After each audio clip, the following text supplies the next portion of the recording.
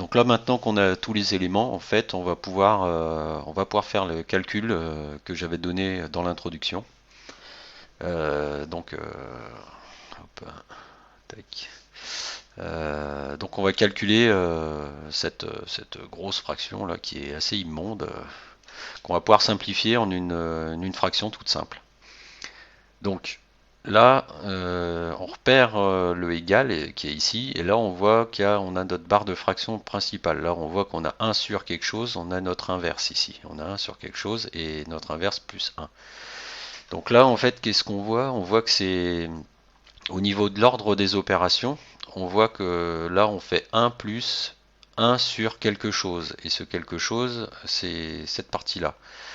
Mais on voit bien que si on commence par faire l'addition ici, on va avoir des problèmes parce que ça on ne connaît pas. Donc ça en fait, on va la considérer que c'est la dernière opération.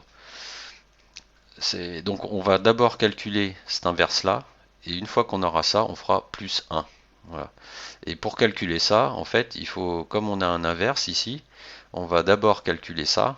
Ensuite, une fois qu'on aura ça, on va reprendre l'inverse et on fera plus 1. Mais ça, on retrouve finalement la même chose qu'ici, un peu le même principe. Cette fraction-là, elle ressemble un peu à ce qu'il y a au-dessus. Donc quand on va calculer ça, c'est pareil, ça va être le plus qui va être la dernière opération.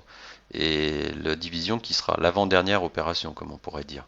Donc à chaque fois, on descend d'un cran comme ça en dessous. Et là, ici, à la fin, on arrive à quelque chose qu'on sait faire. C'est-à-dire que là, on a 1 plus 1 demi. Donc si on réduit ça en fraction, on va obtenir une fraction. Là, on a l'inverse, on connaît l'inverse de la fraction. Ensuite, on additionne 1, on recalcule l'inverse, on additionne 1, on recalcule l'inverse et on additionne 1. Donc en fait, on va partir du bas et on va remonter comme ça vers le haut pour faire le calcul. Donc, on commence par cette partie ici. Donc, pour additionner deux fractions, là, c'est implicitement, c'est comme si on avait 1 sur 1. Donc, ce qu'on fait, c'est qu'on réduit au même dénominateur pour avoir le dénominateur commun de nos deux fractions. Donc, comme c'est 2 ici, là on a 1, ici on a 2, donc on va réduire sur 2. On va multiplier ici notre fraction par 2, en haut et en bas. Donc, ça nous fait 2 sur 2 plus 1 sur 2. Ça, on sait faire, donc c'est 2 plus 1 sur 2, donc ça fait 3,5. L'inverse, là vous voyez bien que la barre de fraction, je l'ai laissée en face du plus, hein, la barre principale de l'inverse. C'est-à-dire la barre qui est là en face du plus, elle reste, elle reste ici en face du plus, hein. Nous, tout ce qu'on a fait, c'est calculer ça, et on a dit que ça valait 3,5. Donc le 3,5, on est bien d'accord qu'il doit rester en dessous du niveau du plus. Donc là, on a 1 plus 1 sur, et ça vaut 3,5. Donc on remplace par 3,5. Maintenant, comme on a 1 sur 3,5, on prend l'inverse de 3,5, c'est-à-dire 2 tiers. Donc on remplace le 1 sur 3,5 par 2 tiers. Et on se retrouve avec, là on a déjà simplifié, c'est-à-dire on a un niveau de moins ici au niveau de la fraction. Donc maintenant, la fin du calcul, ça consiste à continuer à remonter jusqu'en haut. Ok, donc là on continue le calcul. En fait, on a commencé par réduire la partie du bas. Donc on continue, on réduit au même dénominateur. Là, on a du 1 sur 1. Donc 1 sur 1 qu'on va réduire avec du tiers. Donc on va multiplier en haut et en bas par 3. Donc ça nous donne 3 tiers plus 2 tiers.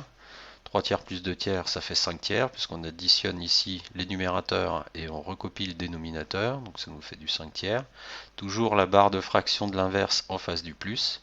Donc quand on calcule l'inverse de 5 tiers, ça fait 3 cinquièmes, on remplace par 3 cinquièmes. Voilà, et là on arrive à la dernière étape du calcul. On a donc maintenant notre 3 cinquièmes ici. Toujours pareil, on réduit au même dénominateur, donc le 1, on considère que c'est 1 sur 1.